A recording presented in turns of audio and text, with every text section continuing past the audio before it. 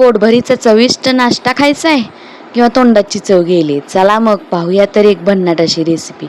काकडी घेतली, पुदिन्याची पानं घेतलीत, लसूण, आलं आणि इथं मिरचीचे काप घेतलेत. मिरच्या अर्धवट लालसर झालेल्या आहेत. कढीपत्ता आहे आणि इकडे बघू शकता काकडी एक घेतलेली आहे. तर हे साहित्य तर बघितलं, त्याला पुढची कृती करायला सुरुवात करूया. मंडळी, चॅनेलवर नवीन असाल तर व्हिडिओला लाईक शेअर नक्की करा. नमस्कार, मी सोनाली तुम्हा सगळ्यांचं आपल्या चॅनलवरती स्वागत करते. तर माझ्याकडं असा हा खलबत्ता आहे. तर या खलबत्त्यामध्ये मी लगेच जिरे टाकणार आहे. जिरे टाकून लगेच थोडेसे अर्धवट वाटून घेणार आहे. जिरे थोडेसे वाटून झाले की लगेच यामध्ये आलं लसूण घालायचं. आलं लसूण घातलं की ते सुद्धा आपण व्यवस्थित असं वाटून घ्यायचं. तर यामध्ये जिरे घातले, आलं लसूण घातल्यानंतर यामध्ये थोडंसं मीठ घालायचं. मीठ घातल्यानंतर काय होतं, मिठानं पटकन असं हा पदार्थ वाटला जातो, म्हणजे व्यवस्थित असं कुटून घ्यायचं. हे बघा, याची पेस्ट तयार करून घ्यायची. लगेच यामध्ये हिरवी मिरची आणि थोडीशी पुदिन्याची पानं घेतलेली आहेत. पुदिन्याची पानं घातली आणि सगळा व्यवस्थित याची पेस्ट तयार करून घेऊया. तर बघू शकता याची सगळी पेस्ट तयार करून घेऊया. आता ही पेस्ट तुम्ही मिक्सरवर सुद्धा करू शकता, पण खलबत्त्यात कांडून घेतलेली जी पेस्ट आहे त्याची टेस्ट काही औरच लागते. तर इथं आपली पेस्ट तयार झालेली आहे. सुरुवातीलाच आपण पेस्ट तयार करून घेतली. मी यामध्ये काय काय साहित्य घेतलं आहे त्या दाखवण्यासाठी ही पेस्ट तुमच्याबरोबर शेअर केलेली आहे, नाहीतर असंही मला सांगता आलं असतं. तर इकडे बघू शकता काकडी दोन्ही साईडनं त्याचे दोन्ही बाजूचे देठ काढून घेतले, पुढचा आणि पाठीमागचं बाजू काढून घेतली आणि काकडीची साल काढलेली नाही आहे. काकडी अशीच सगळी खिसून घेतलेली आहे. तुम्हाला साल आवडत नसेल काढून टाकली तरी सुद्धा चालेल. सगळी काकडी व्यवस्थित अशी खिसून घेतली. आता इकडं घ्यायचं आहे ज्वारीचं पीठ. तर इथं मी साधारण 3 ते 4 माणसासाठी हा पदार्थ बनवते. तर त्यासाठी मी इथं घेतलेलं आहे ज्वारीचं पीठ. लगेच त्यामध्ये घातलेलं आहे अर्धी वाटी गव्हाचं पीठ. तर ज्वारीचं पीठ जर तुम्ही 3 वाट्या घेतलं तर त्यामध्ये अर्धी वाटी गव्हाचं पीठ घालायचं आहे. त्यामध्ये अर्धी वाटी हरभरा डाळीचं पीठ घातलेलं आहे. तर पिठं सगळी मिक्स करून घेतलेली आहे. लगेच यामध्ये ओवा घालायचा आहे. ओवा घातला, ओवा हातावरती क्रश करून घालायचा, म्हणजे त्याची टेस्ट रिलीज होते, म्हणजे त्याची चव रिलीज होते. तर इथं घातलेले आहे थोडंसं लाल तिखट. आपण पेस्ट तर तयार केलेली आहे. लगेच थोडंसं मीठ घालायचं आणि हळदसुद्धा घातलेली आहे. बारीक चिरून घेतलेली थोडीशी कोथिंबीरसुद्धा घातलेली आहे यामध्ये आणि थोडासा बारीक, एकदम बारीक असा कांदा चिरून घेतला होता, तो कांदासुद्धा या पिठामध्ये घातलेला आहे. तयार करून घेतलेली पेस्टसुद्धा आपण या पिठांमध्ये घालून घ्यायची आहे. तर हिरवी मिरची तुम्हाला नसेल आवडत तर स्किप केली तरीसुद्धा चालेल, त्याऐवजी तुम्ही लाल तिखट वापरलं तरीसुद्धा चालेल. आता खिसून घेतलेली काकडी जी आहे तर ती या पिठामध्ये मिक्स करून घेतलेली आहे. तर बघू शकता, तर काकडीला ऑलरेडी भरपूर पाणी असतं काकडीमध्ये, त्यामुळं सुरुवातीला काय करायचं, आपण घेतलेली जी पिठं आहेत ते पिठं आणि मिक्स केलेले पिठामध्ये मसाले ते सगळे व्यवस्थित असे एकजीव करून घ्यायचे. हे बघा, तर कधी कधी काय होतं, आपण काकडीचं प्रमाण, काकडी तुम्ही आणखीन सुद्धा घेऊ शकता किंवा काकडीच्याही पाण्यामध्ये 2 काकड्या जर घेतल्या तर त्याच्या पाण्यामध्ये तुम्ही हे पीठ मळून घेतलं तरीसुद्धा चालेल. तरी ते बघू शकता, आता काकडीमध्ये जेवढं मॉइश्चर होतं तेवढं मी पिठाला व्यवस्थित मिक्स करून घेतलं. वरून थोडंसं मला पाणी लागलेलं आहे, तर थोडं थोडं पाणी घालून इथं पिठाचा गोळा मळून घेतला. तर या पिठामध्ये लागेल तसंच पाणी यूज करायचं आहे. बदबद पाणी ओतून घ्यायचं नाही, थोडं लागेल तसं पाणी यूज करायचं आहे. तर पीठ आपलं मळून झालेलं आहे. आपण हा काकडीचा पदार्थ बनवतोय, म्हणजे हा नाश्ता जो आहे तो काकडीचा बनवतोय. आता हे जे आहे तो पदार्थाचं नाव सांगते तुम्हाला. आपण इथं मस्त असं काकडीचं थालपीठ बनवतोय.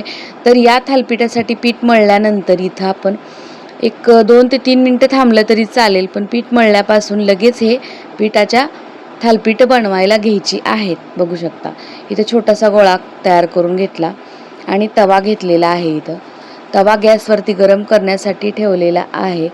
तवा चांगला आता गरम करून घेऊया आणि हाताला थोडंसं तेल लावून घेऊया. त्यातला एक छोटासा गोळा काढून घेतला आणि इकडे बघू शकता एका पोळपाटावर मी इथं कपडा घेतलेला आहे. कपडा ओला करून घ्यायचा आहे. हे बघा, कपडा ओला करून घ्यायचा आणि वरून थोडंसं पाणी करायचं, टॅप टॅप टॅप करून त्यावरती पसरवून घ्यायचं. आणि आता हा गोळा जो घेतलेला आहे तो व्यवस्थित असा मऊ करून घ्यायचा, छान असा हे करायचा आणि कपड्यावरती टाकून हाताला थोडंसं पाण्याचा हात लावा.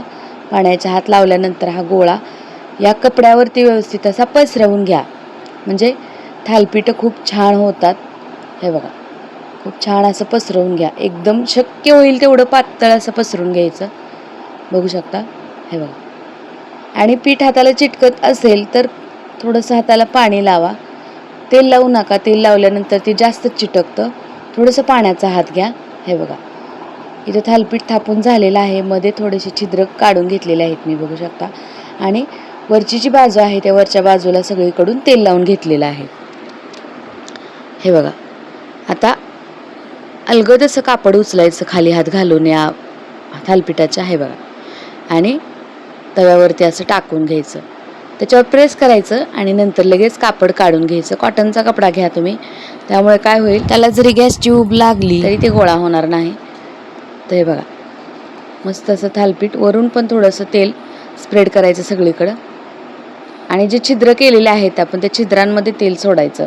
म्हणजे आपलं थालीपीठ जे आहे ते खरपूस असं भाजलं जातं मस्त. तर आता या थालीपीठाला आपण भाजून घेऊया मस्त. हे बघा, खूप छान आणि खूप टेस्टी होतं. आता मुलांच्या शाळा पण चालू झालेल्या आहेत आणि मुलं असंही भाज्या खायला नानूच करतात. तर अशा पद्धतीचे थालीपीठं तुम्ही भाज्यांचे बनवून दिलेत ना मुलांना, नक्की आवर्जून खाणार आहेत. फक्त यामध्ये तिखट स्किप करा मुलांना देत असताना. थालीपीठं तुम्ही शॉर्ट ब्रेकला सुद्धा देऊ शकता, कारण ते काही गरम थंड झालं तरी सुद्धा थालीपीठ छानच लागतं. तर मी यामध्ये कांदा घातलेला आहे. तुम्हाला कांदा आवडत नसेल, नाही घातला तरी सुद्धा चालेल. आता वरती गॅसवरती एक थालीपीठ भाजतंय तोपर्यंत खाली एक थालीपीठ तयार करून घ्यायची, म्हणजे तयार करून ठेवायचं. तर हे बघा, उलट फुलट करून खरपूस असं हे थालीपीठ भाजून घ्यायचं आहे. आणि तोपर्यंत इकडं आपला थालीपीठाचा गोळा तयार करून घेतला. लगेच त्या कपड्याला पाणी लावायचं आणि पाणी लावून घ्यायचं अगोदर वरून. कारण काय होतं, दुसरं जर थालीपीठ आपण करायला गेलो तर ते थालीपीठ त्याला चिटकू नये. थोडंसं पीठ वगैरे लागलेलं असतं कपड्याला, म्हणून काय करायचं, थोडंसं पाणी लावून घ्यायचं त्याला. आणि वरून थालीपीठ थापताना सुद्धा हाताला थोडंसं पाणी लावून घ्यायचं. आता मी हे थालीपीठ जेवढं शक्य होईल तेवढं पातळ थापून घेणार आहे. हे बघा, मस्त. तर आपल्या आवडीनुसार आपल्याला जेवढ्या साहित्य थालीपीठ आवडतात तशा पद्धतीचे मी इथं थालीपीठं बनवून घेणार आहे. दुसरं सुद्धा थालीपीठ मस्त असं तयार झालेलं आहे. कधी कधी काय होतं ना, घरामध्ये इतकं सामान, म्हणजे इतकं काही असताना सुद्धा तोंडाला चव नसते, घरातलं काहीच खावंसं वाटत नाही. अशा वेळेस अशा पद्धतीचं थालीपीठ नक्की करून बघा. हे बघा, मस्त झालेलं आहे, खूप छान दिसतंय आणि कलरसुद्धा छान आलेला आहे. मस्त खरपूस असं भाजून घेतलेलं आहे, बघू शकता. एकदम फटाफट असं तयार होतं मस्त. सकाळच्या काही गडबडीमध्ये पोटभरीचा नाश्ता म्हणलं तर अशा पद्धतीचं थालीपीठ नक्की तयार करा. वाव, हे बघा, कपड्याला खालून पाणी व्यवस्थित लावलं ना तर अजिबात हे थालीपीठ किंवा थालीपीठाचं पीठ चिटकत नाही. मस्त. सगळीकडून व्यवस्थित असं तेल लावून घेऊया आणि आता व्यवस्थित असं मीडियम हीटवरती भाजून घेऊया. तर बाकीचे सुद्धा थालीपीठ असेच तयार करणार आहे. टिप, तुम्ही जर हे पीठ पटकन थालीपीठ करून घेणार असाल तर लगेच मळून लगेच थालीपीठ करा, कारण आपण यामध्ये काकडी वापरलेली आहे. आणि काकडी काय करते, काकडीला हळूहळू पाणी सुटायला लागतं. त्यामुळे काय होतं, पीठ जे आहे ते आपलं हळूहळू पातळ व्हायला लागतं. त्यामुळे ज्यावेळेस तुम्हाला थालीपीठ बनवायचे आहेत त्याच वेळेस तुम्ही हे पीठ मळून घ्या. आणि हे बघा मंडळी, वाव, मस्त असं थालीपीठ तयार झालेलं आहे. खूप छान, वाव, खूप छान. आणि हे बघा, दह्यासोबत, दही ठेवलेलं आहे मी इथं. मस्त असे थालीपीठ तयार झालेलं आहे दह्यासोबत. कुठलंही तुम्ही थालीपीठ खा, दह्यासोबतच खा, खूप छान लागतं. दही नसेल तर लोणचं सॉस चालेल, पण मी सजेशन करेन दह्यासोबतच थालीपीठ खाऊन बघा, खूप छान लागतात.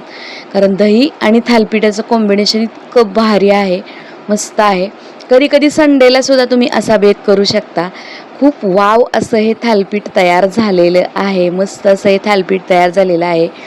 चला मंडळी, पुन्हा भेटूया अशाच एका छानशा मस्त आणि साध्या सोप्या रेसिपीसोबत. तोपर्यंत मस्त खावा आणि मजेत राहावा. व्हिडिओ पाहिल्याबद्दल धन्यवाद.